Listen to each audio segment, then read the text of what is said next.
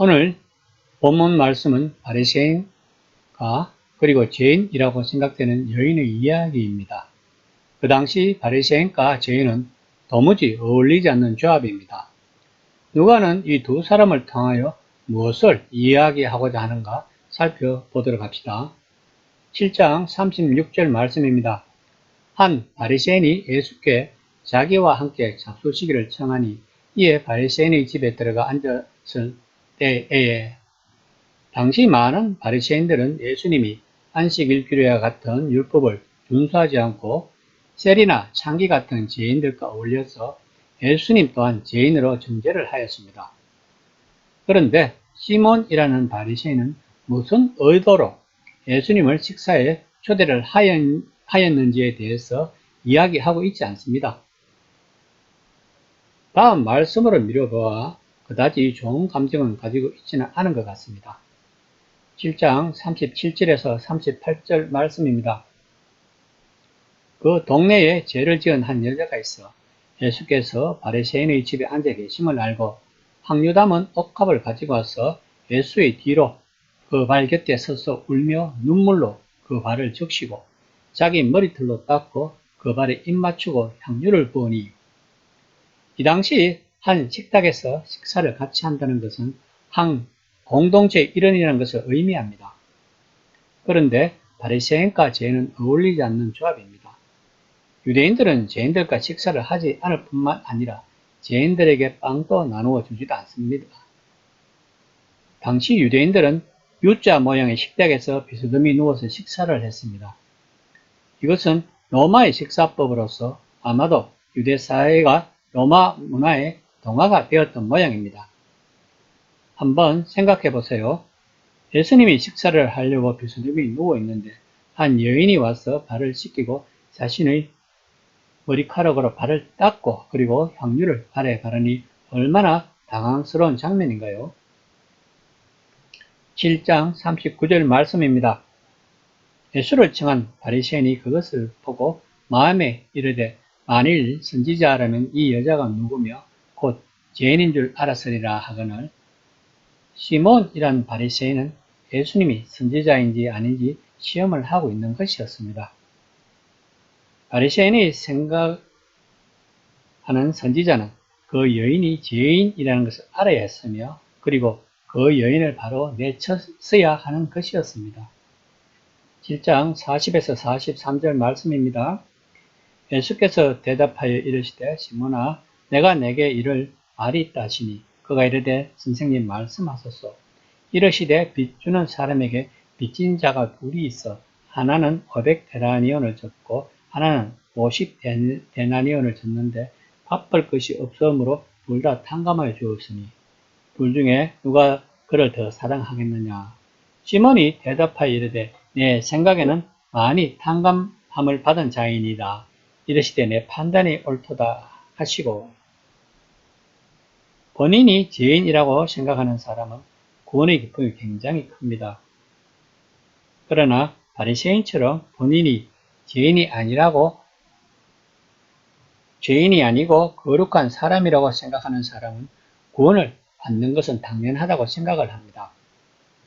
이런 의미에서 모태신앙이나 어릴 때부터 교회 생활을 하면서 기독교 문화에서 자란 사람들은 구원을 당연하게 생각을 합니다.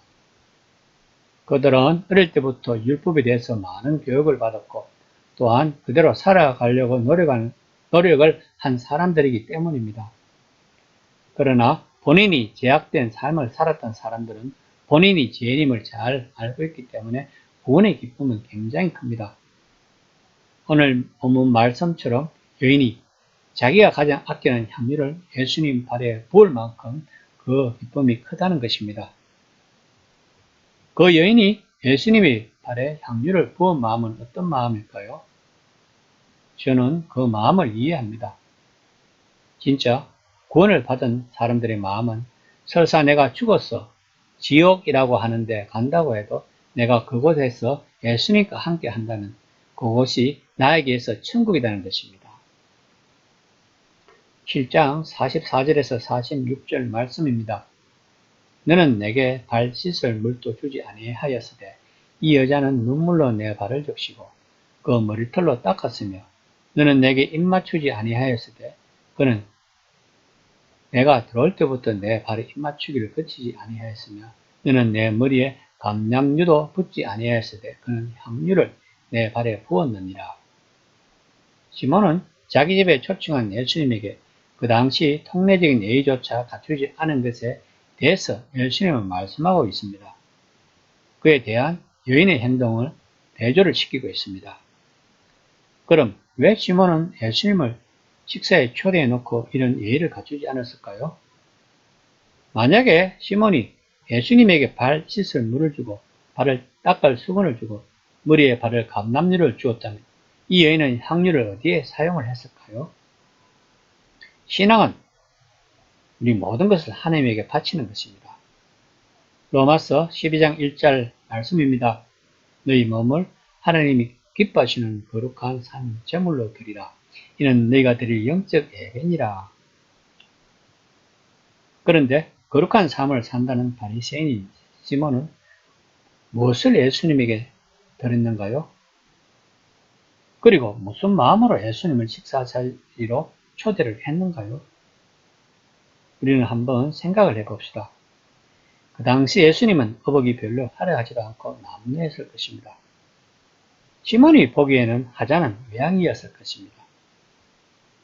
그래서 시몬이 무시를 했나요? 7장 47절 말씀입니다. 내게 말하노니 그의 많은 죄가 사하여졌도다. 이는 그의 사랑함이 많음이라. 사함을 받는 일이 적은 자에게는 적게 사랑하느니라. 우리는 그 여인이 향유를 부어서 죄를 사함이 받은 것이 아니라는 것을 알아야 합니다. 그 여인은 이미 예수님에 대한 소문을 들었을 것입니다. 예수님은 자기와 같은 죄인들과 어울려 식사도 하고 또한 죽은 자도 살리시는 분이라는 것을 소문을 통해 알았을 것입니다. 그는 예수님이 오신다는 것을 알고 그 여인은 향유를 미리 준비를 한 것입니다. 그리고 예수님을 만나고 그것을 실행을 한 것입니다. 이것은 구원의 열매인 것입니다. 예수님을 인격적으로 만나기 전에 이미 여인은 마음의 준비가 되어 있었다는 것입니다. 이처럼 우리가 예수님을 인격적으로 만남이 있기 전에 우리에게도 그 여인과 같은 마음의 떨림이 있어야 하는 것입니다. 기독교는 머리로 믿는 것이 아니고 심장으로 믿는 것입니다. 바리새인인 시몬처럼 머리로 하나님에 대한 지식을 알고 그대로 그 율법대로 살아온 시몬에게서는 뜨거운 심장을 느낄 수가 없습니다. 반면에 죄인이라고 불리우는 여인의 심장에서는 뜨거운 사랑을 느낄 수가 있는 것입니다. 누가는 바리새인인 시몬과 죄인인 여인을 통해 우리들에게 무엇을 이야기하고 싶은 것일까요? 그것을 우리는 찾아야 합니다. 우리의 신앙이 자랄수록 누가가 무엇을 이야기하는지를 알게 될 것입니다. 이 시간에 생각을 해봅시다. 나는 어떤 심장을 가졌는지를.